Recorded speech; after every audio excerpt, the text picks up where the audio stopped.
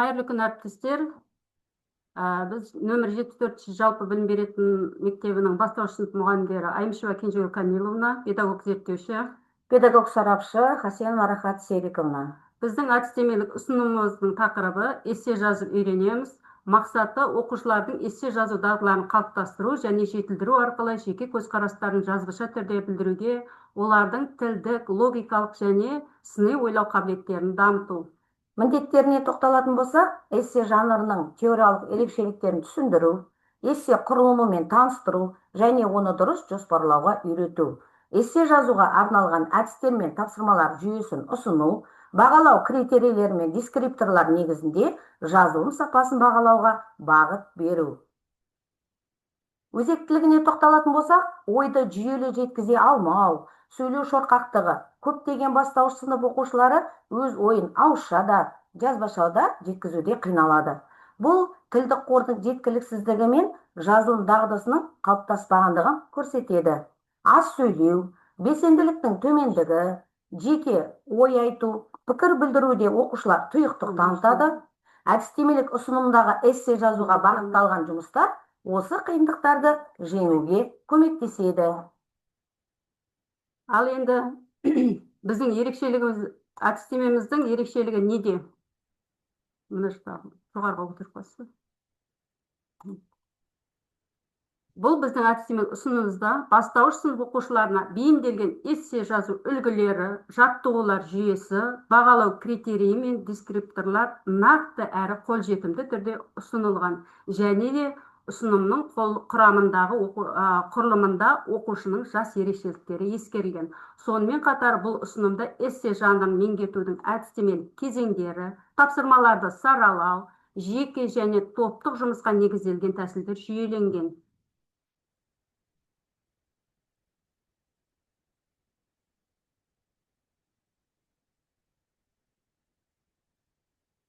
Эссе дегеніміз не?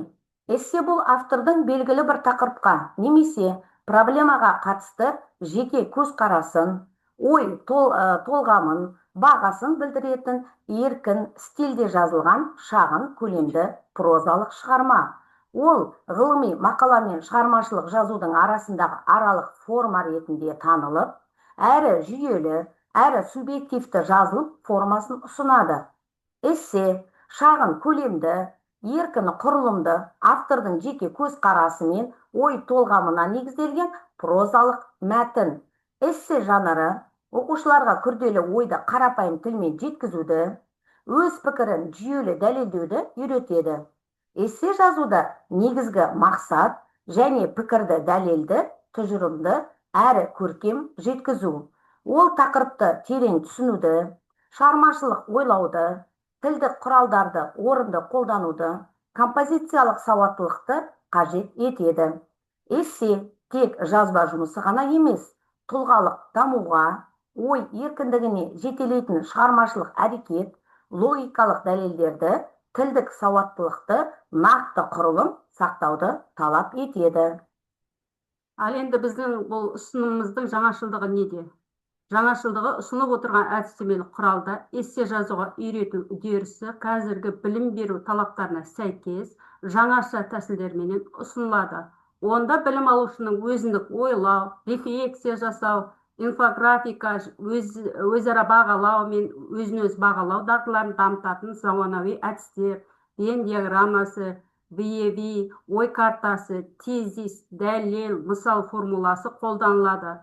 Бағалаудың критерийлік жүйесі, дескрипторлар, рефлексиялық тапсырмалар, оқыту процесінің тиімділігін арттыратын заманауи компоненттер ретінде енгізілген. Құралда цифрлық және креативті тапсырмаларды қолдану мүмкіндіктері де ескерілген. Маңыздылығына тоқталып кететін болсақ, білім беру мазмұнын жаңарту жағдайында оқушының жеке тұлғасын қалыптастыру мен дамытуда жазылым дағдыларының маңызы артып отыр. Қоғамдағы ақпараттық ағын, цифрлық сауаттылық, Сыни тұрғысынан ойлау мен пікір білдіру мәдениеті бүгінгі оқушының негізгі құзыреттерінің біріне айналды. Осы тұрғыдан алғанда эссе жазу оқушының коммуникативтік, тілдік қабілеттерін дамытатын, оның әлеуметтік бейімделуіне жол ашатын әмбебап құрал. Бұл әдістемелік ұсыным арқылы мұғалімдер оқушыларға эссе жазудың жолдарын үйретіп, олардың тілдік, сыни және шығармашылық қабілеттерін жетілдіре алады. Ұсыным бұл бастауыш сынып мұғалімдеріне практикалық көмек ретінде бағытталған.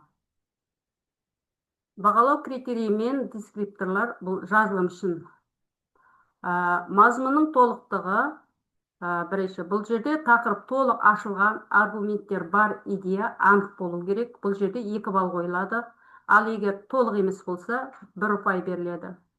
Логикалық құрылымы, кіріспе, негізгі және қорытынды бөлім айқын, ой дәлелді, жүйелі, дәлелді, нақты болу керек. Егер осы жағдайлар келтірілсе, 2 балл қойылады, жартылай болса 1 балл, егер жоқ болса 0 деген.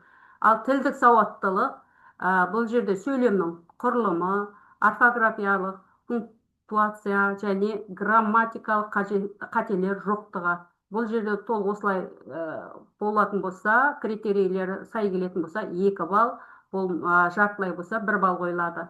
Стиль мен негіз тілдік бірізділік. Бұл жерде ғылыми және әдеби стиль сақталған болу керек. Бұл егер толық болатын болса 2 балл, жартылай болатын болса 1 балл қойылады. Ал шығармашылық және авторлық көзқарас. Бұл жерде автордың өз жазып отырған көзқарасы, жеке ойы бар, дара стилі бар болу керек. Егер олай болатын болса 2 балл қойылады, ал жартылай болатын болса 1 балл қойылады. Эссе мен басқа жазылымның айырмашылығына тоқталатын болсақ, burada өздеріңіз көріп отырғандай біз бастауышта да жазып жүрміз, жазылым түрі бізде шығарма, мақала, эссе болып бөлінеді. Енді осы жерде шығармаға тоқталып кететін болсақ, негізгі мақсатында көркем туынды жазу болады, ал айырмашылығы әдеби бейнелеу құралдарына басымдық беріледі. Мақалаға тоқталатын болсақ, негізгі мақсаты ғылыми, ақпараттық пайым болады, айырмашылығы объективті, дәйекті, нақты дәлелдерге негізделеді.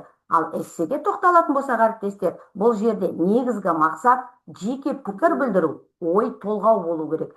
Оның айырмашылығы авторлық көзқарас басым, еркін тіл және құрылым болып келеді.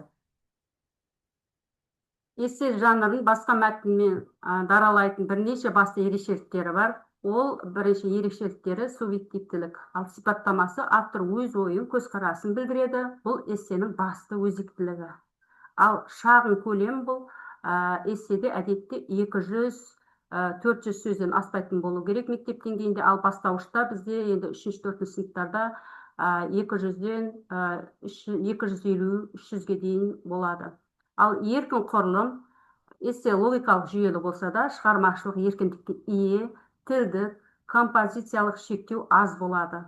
Ал образдық стильде әдеби тіл құралдарын метафора, теңеу, эпитет қолдануға болады. Ал жанр араластығы эсседе публистика, әдебиет, философия элементтері қатар жүруі мүмкін.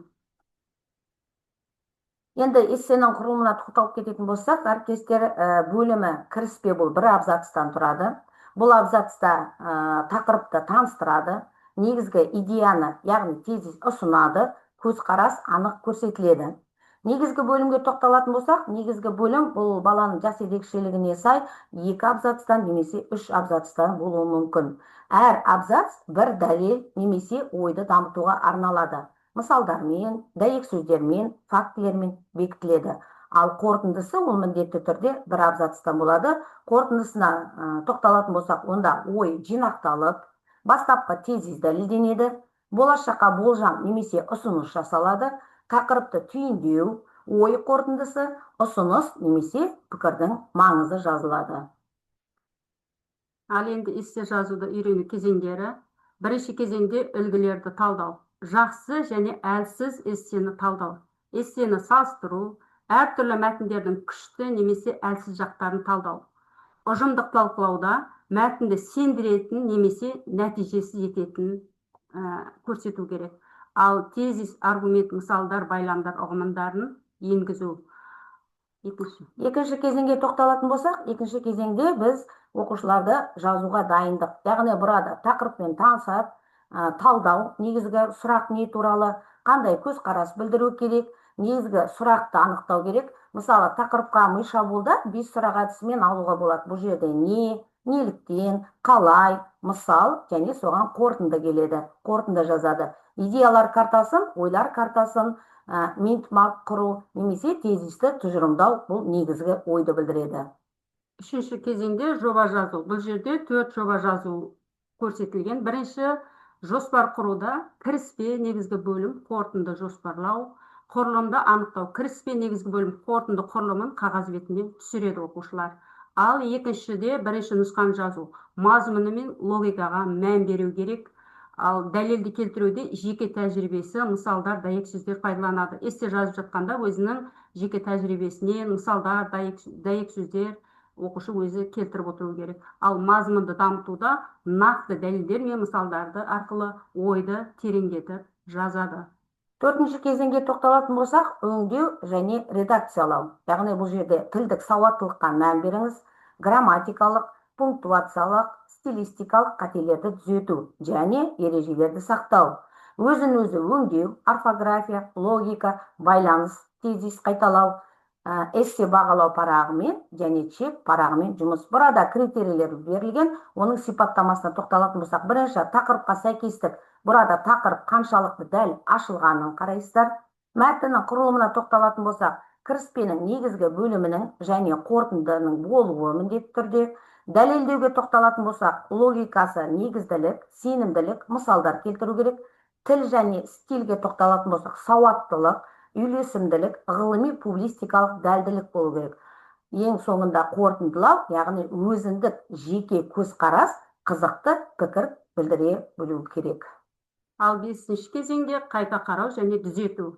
Бұл жерде жаңа жазған эссесін қарап түзету. Бұл оқушы мұғалімнің кері байланыс негізінде. Мазмұн бір іздеме. Тақырып толық ашылған ба сұрақтарын қарастыру. Субъективтілік пен даралықты және логикалық құрылымын дәлелдеу, қысқа аралық 200 бен 300 сөз аралығында болуы, еркін стиль, бірақ академиялық логикаға сәйкес емес кезеңдердің барлығын қарап, қайта түзетеді. Эссе жазуға көмектесетін әдіс тәсілдер. Біріншіне тоқталатын болсақ, бұл ойды еркін жазу әдісі. Яғни алғашқы идеяларды қағазға еркін жазып, кейін өңдейді. Ал екіншісінде тезис, дәлел, мысал бұл формуласы ойды жүйелеуге көмектеседі. Үшінші жаңада айтып кеттік, 5 сұрақ әдісі жеңілдеу, яғни кім, не, қайда, қашан, неге арқылы осы тақырыпты кеңейту керек. Төртіншісінде Вен диаграммасы арқылы салыстыру, ұқсастығы мен айырмашылығын табу үшін беріледі. Бұнда мысалы мәтін берілетін болса, соны ұқсастығын, айырмашылығын салыстыра отырып Вен диаграммасына салуға болады. Бесіншісіне тоқталатын болсақ, VBEV не жақсы шықты, қалай жақсартуға болады, әдісін пайдалануға болады. Эссе жазу алдындағы 5 сұраққа жауап беріңіз. Бұл жерде бірінші, бұл тақырып маған не үшін маңызды? Бұл жерде бала өз-өзіне сұрақ қояды. Өздеріңіз бұл тақырыпта берген кездері. Бұл тақырып маған не үшін маңызды, қандай дәлелдер келтіремін, мысал ретінде не аламын, қандай қорытынды жасаймын, өз көзқарасымды қалай жеткізе алдым ба деген сияқты осындай оқушының алдында сұрақтар болу керек. Осы 5 сұрақты басшылыққа ала отырып, эссені жазады. Енді жазылым дағдыларында тоқталып кететін болсақ, burada әдістің атауы бар, бағалау критерийі бар және дескрипторлар бар. Бірінші, мысалы, миға шабуылға тоқталайық. Бағалау критерийі тақырыпқа қатысты ойларын еркін айтады. Бұл жерде оқушы 3 немесе одан да көп идея ұсынады, кілт сөздерді дұрыс қолданады. Ал екіншісінде ой картасы дейді. Бұл жерде ой картасында идеяларды жүйелі орналастырады, негізгі және қосымша идеяларды ажыратады және логикалық байланысты сақтайды. Үшінші, 5 сұрақ әдісі дедік, тақырыпты терең ашу керек. Дескрипторына тоқталатын болсақ, әр сұраққа мағыналы жауап береді және мәтін мазмұнын толықтырады. Төртінші, бағана айтып өткенде тезис, дәлел мысалдарында бұл жерде нақты дәлел келтіре отырып, өз ойын жеткізеді, тезис тұжырымдайды, бір-екі дәлелмен нақты мысал келтіреді. Вен диаграммасы ұқсастық пен айырмашылықты дұрыс салыстырады. Оның дескрипторы екі ұғымның екі ұқсастығы мен екі айырмашылығын көрсетеді. Салыстырмалы тіл қолданады. Пікір білдіру сатысы бұл жерде өз пікірі мәдениетті құрылымды түрде білдіреді. Менің ойымша, мен келіспеймін себебі сияқты тіркестерді қолданады, тақырыпқа сай жеке көзқарас білдіреді. Жазым үлгілерін салыстыру, жақсы және әлсіз мәтіннің айырмашылығын түсінеді, екі жақсы және екі әлсіз тұсты анықтайды, өз ойымен қорытынды жасайды. Шағын жоспар құру, жазба жұмысына жоспарды құра алады. Бұл жерде оқушы бағалау критерийінде, ал дескрипторында жоспар 3 бөлімнен тұрады. Әр бөлімге 1-2 тірек сөз немесе сөйлем жазады. Рефлексиялық күнделік. Бұл жерде жазу барысындағы жетістігі мен қиындықтарын талдайды. Мен үйрендім, қиын болды, жақсарту үшін осы құрылымды орынды қолдана білу керек. Қадаммен жазу кезеңдерін реттілігін орындайды. Дескрипторде тақырыпты таңдайды, жоспарлайды, жазады, өңдейді және тексереді. Сөздік қорды байыту жаттығулар берілген. Енді осы жерде сіздерге тек қана айтып кетейік, өздеріңізде көріп отырсыздар. Бір сөз бірнеше мағына, синонимдер мен антонимдер тап, бір сөзбен айт, сөзден сөз жаса, қайда, қашан, қалай, бір сөйлем, бірнеше нұсқа, суретке қарап сөз жина, көркем сөйле, сөздік дәптер, ұқсастық пен айырмашылық, әрқайсының өзінің бағалау критерийін көріп отырсыздар, және әрқайсының қасында өздеріңіз көріп отырғанда дескрипторлары берілген.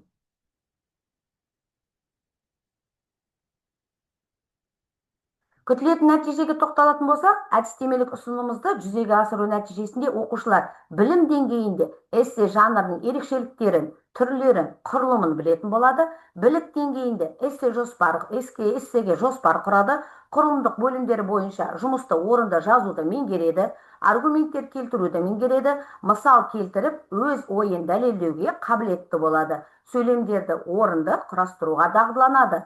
Дағды деңгейіне тоқталатын болсақ, түрлі тақырыпта эссе жаза алатын болады, өз ойын жазбаша түрде еркін, сауатты жеткізеді. Ал жұмысымыздың нәтижесіне келетін болсақ, қалалық семинарда өткізгенде мұғалімдерге сөйлеу қабілетін жетілдіру, ой дамытудың негізгі тақырыбында шеберлік сабақ өткізіліп, әріптестермен тәжірибемізді бөліскен болатынбыз. Ал енді мектепте өзі эссе жазу бойынша сынапаралық жарыстар ұйымдастырылып тұрады. Соның ішінде мына жерде білімім отаныма сынып сағатындағы таза Қазақстан тақырыптық бағытында эссе жазды. Бұл жерде үздік жазған оқушылар марапатталды. Және қалалық байқау болған болатын, 3-4 сыныптар арасында оқушылар көркем жазу сайысында қатысып, бір оқушымыз сертификат алды. Бұл жерде көркем жазу болғанмен, екінші талабы эссе жазу болатын. Сонда оқушымыз қатысып сертификатпен марапатталды. Мынау бастауыш сыныптағы сынақтан өткізілген туралы анықтама. Біз сынақты бастауыш сынып оқушыларының жазылым дағдыларын, тілдік құзыреттілігін, шығармашылық және сыни ойлау дамыту мақсатында эссе жанрына үйренуге арналған әдістемелік ұсынымның тиімділігін тәжірибе негізінде тексеру болды. Сынаққа қатысқан оқушылар бастауыш сыныптың 3-4 сынып оқушылары. Бұл жерде біз міндеттері болған, сол міндеттер бойынша оқушылардан сынақ алған болатынбыз. Эссе жанрының ерекшелігін түсінеді. Бастапқыда 71% болса, жыл аяғында 76% болды. Ал эссе құрылымын біледі және жоспарлай алған оқушылар жыл басында 70% болса, жыл соңында 74%-ға көтерілді. Араларында 5%, 4% болып тұр. Келесі эссе жазу әдістерін қолдана алады. Бұл жерде 72, келесі жыл соңында 75% болды, 3%-ға өсу бар. Ал бағалау критерий мен дескрипторлер негізінде эссені бағалай алатын. Бұл жерде 69%, бастапқыда 69% болса, жыл соңында 73, 4%-ға көтеріліп отыр. Ал енді эссе жазу үйренеміз әдістемелік ұсынымы бастауыш сынып оқушыларының функционалдық сауаттылығын дамытуға, өз ойын жазбаша түрде сауатты әрі дәлелді жеткізуге, шығармашылық ойлауға үйретуді тиімді құрал екенін осы апробация нәтижесінде білуге болады. Енді қорытындылай келе, эссе тек жазу машығы емес, ол адамның дүние танымы мен ішкі мәдениетін көрсететін құрал. Ал жақсы эссе оқушының білімі мен шығармашылығы ғана емес, ой тереңдігін, тұжырым жасау шеберлігін және тілдік мәдениетін де танытады. Ендеше, біздің әдістемелік ұсынымымыз мұғалімге жазу дағдыларын жүйелі қалыптастыруға, оқушыны өз ойын еркін, сауатты жеткізуге баулуға арналған. Ал құрметті әріптестер, біздің эссе жазу ұсынымымыз 3-4 сынып мұғалімдеріне арналған әдістемелік ұсыным. Әріптестер, енді осы әдістемелік ұсыным бойынша сұрақтарыңыз болса, сұрақтарыңызды қоюларыңызға болады.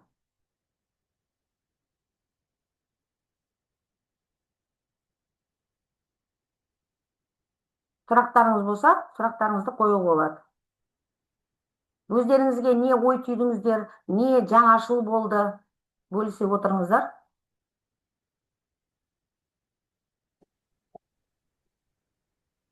Мен сұрайыш дегенім, бұл жұмысты қашан бастадыңыздар, қанша уақыт бойына зерттеп келе жатсыздар? 1 жыл. 1 жыл жүрдіңіз. Жылдың басынан жылдың соңына дейін. Негізі эссе 3-4 классқа арналған, да? Негізі 1 сыныптан бастап бар бұл, жай-жайдан бала жазады, ал нақты біз осы биыл 3-4 сыныптардан бастап сынақ нәтижесінде нақты қолға алып бастадық.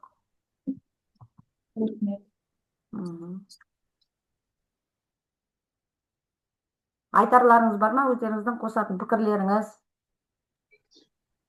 Рахат мұғалім, Кенжегүл мұғалім, сіздерге көп рахмет. Осы ұсыным ары қарай бастауыш сыныптарға керек ұсыным ретінде аламыз. Өзіміздің әдістемелік бірлестігімізге бастауыш сынып. Сіздерге творчестволық табыс тілейміз. Рахмет ұсынымдарыңызға. Рахмет сіздерге де. Рахмет. Бастауыш мұғалімдер, сұрақтарыңыз бар ма? Айтар ұсыныстарыңыз, ойларыңыз.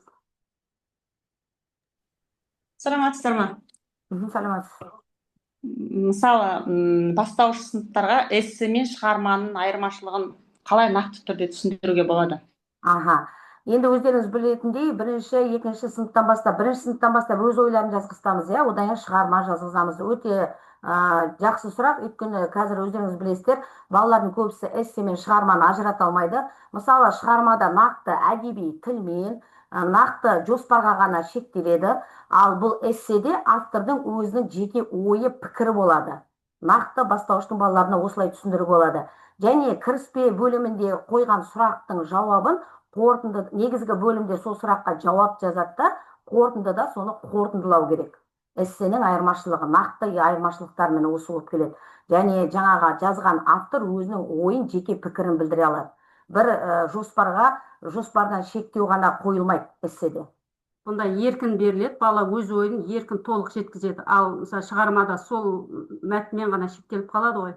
Ал бұл эсседе әрі өзінің терең ойын дәлелдеп, еркін сол не бойынша өз ойын толық жаза алады бала. Рахмет түсінікті. Рахмет сіздерге де. Шығарма мен эсседе сөз санында айырмашылық бар ма? Бастауышта. Қанша сөз шығармада, қанша сөз эсседе болу керек деген сияқты. Эсседе негізгі жаңа айтып кеттік қой, 3-4 сыныпта 200 бен 400-дің ортасында сол қабылданады. 200-ден аз болмайды, сол 200, 250, 300, 350 эсседе. Ал шығармада жаңа өзіңіздің жоспарыңызды құрғанға байланысты. Жоспарыңыз 3 бөліктен тұра ма, 5 бөліктен тұра ма, соған байланысты шығармада жаза бересіздер. Жаңа 3-4 сыныптарға эссе міндетті түрде 200-ден кем болмау керек жазғанда. Просто жаңа еркін ойын жаза алады дегенде. Балайды көп те жазу мүмкін, аз да жазу. 400-ге асып кетуі де мүмкін, негізгі шектеу шектелмеген ғой, бірақ басты өзіміздің өз ойын, пікірін дәлелдеп жаза білу. Тақырыптан ауытқып кетпеу. Ол басты бірінші жаңағы қарайтын бастауыш сыныптың балалары ауытқып кетеді ғой. Міне соны жазғаннан бастап үйрету керек. Бірінші эссе жазғаннан бастап. Құрылымынан ауытқып ауытқып кетпеу керек.